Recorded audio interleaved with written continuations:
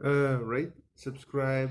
I don't know where I'm going with this video, but give me a second. Background noise is too much.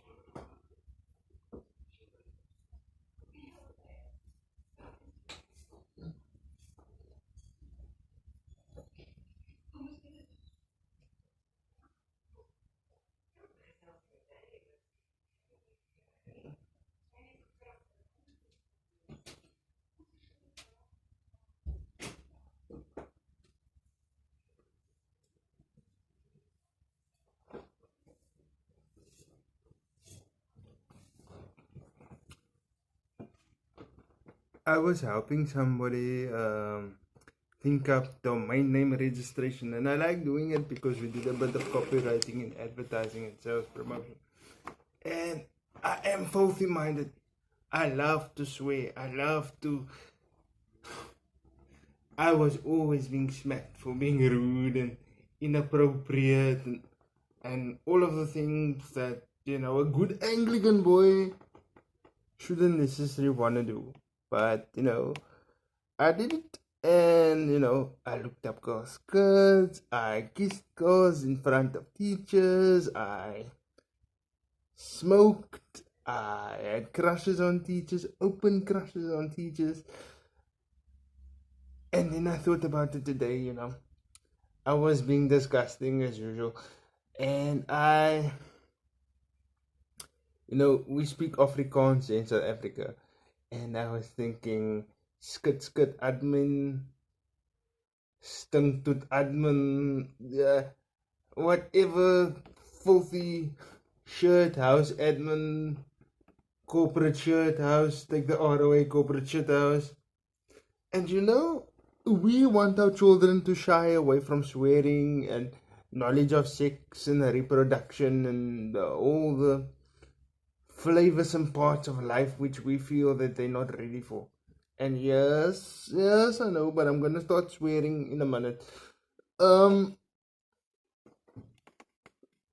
then I thought about when I write via Android and Dragon, naturally speaking, and when you incorporate Google, no matter what app I'm using, I use another app on my phone when I need to text message somebody in Afrikaans, and when I put the word cake, in other words, I have to speak in direct translation. So when I want to ask somebody in a euphemistic manner, who hang her cook, man?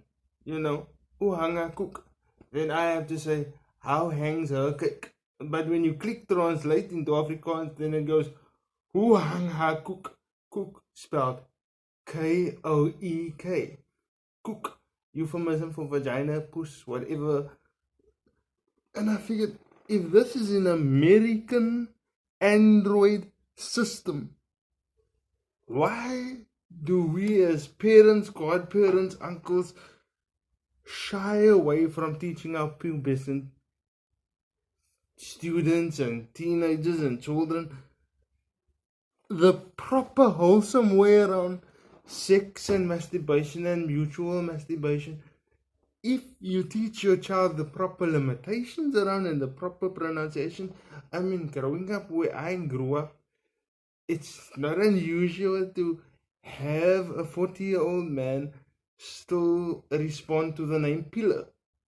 I mean, I grew up with a guy who's younger brother was euphemistically known as Joshua Norman Pillar. Obviously he wasn't baptized with Pillar. But then you get the older folks that have jokes like, I dang wat is stinky, en die nat lap, en die fat five. But as soon as you openly want to guide a child around his hormones and the control mesh, oh no, you're being fucking inappropriate. By the way, Android also spells fucking and fuck and everything. You see, it's not the technology, it's how you use the technology. Why can't we encourage mutual masturbation among teens? We're not going to stop them from having sex, but we can slow them down if we talk about mutual masturbation. I'm not saying we're going to be the third wheel in the room while you get to rub, your friend Sally's pussy. That's ungodly. That's inappropriate. But all sex does not need to be penetration. And let's face it, we are afraid of STDs and unwanted pregnancies. And Tusha, I'll give it to you. I don't want to hear if any more 13-year-olds getting fucking pregnant. But let's face it, because we don't talk about stress relief, because we don't talk about masturbation, because we don't talk about mutual masturbation, we have this fucking problem. Yeah, we have this fucking problem. And it's fucking. Because these kids, when they do this, even in disability, they don't talk about making love. They don't know what making love is. So they end up fucking. And then they have something which their minds and bodies are not ready for. But if we teach them the release valve, they're not gonna fuck. They're gonna develop intimacy, they're gonna stay with their best friends. Eventually they will fuck, and you will have a good, wholesome grandchild. In disability especially, because your body doesn't move in the conventional sense, you have to sometimes make peace with that. Penetrative sex may take a bit longer, and so therefore you may have to use in vitro fertilization when you are married and want to have children, but for the rest of it, foster your intimacy with fucking mutual masturbation. I mean, I've dated many a woman in a wheelchair now, and depending on how relaxed she can get, how trustworthy she is of you, mutual masturbation is the ticket. I don't want to get too personal because there's people whose dignity that I want to protect. But I masturbated my ex-girlfriend one of the first times she came to my house, and we were relaxing. Supper had already been served, and we were sitting in my room because we were legitimately studying, but we were also being a little intimate, At that stage, we didn't know the level of our relationship was gonna go to the point where it did. And as I was masturbating her, she was relaxing and moaning, not aggressively, but, and I asked her, when was the last time somebody did this for you? And she said, oh, yes. And one of the first time we had a kissing session, she took her breasts out, and obviously I could do whatever I wanted to do.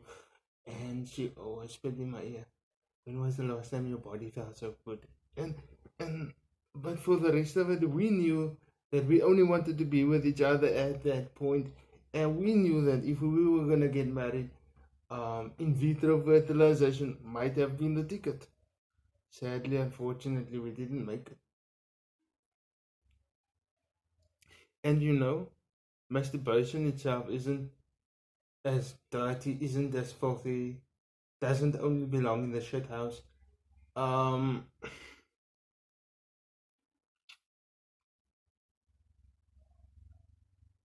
when you sometimes in a long distance relationship because of work or mobility, or you can't make it for your weekly visit or your daily visit, it can be so sweet if you and your partner agree not to masturbate.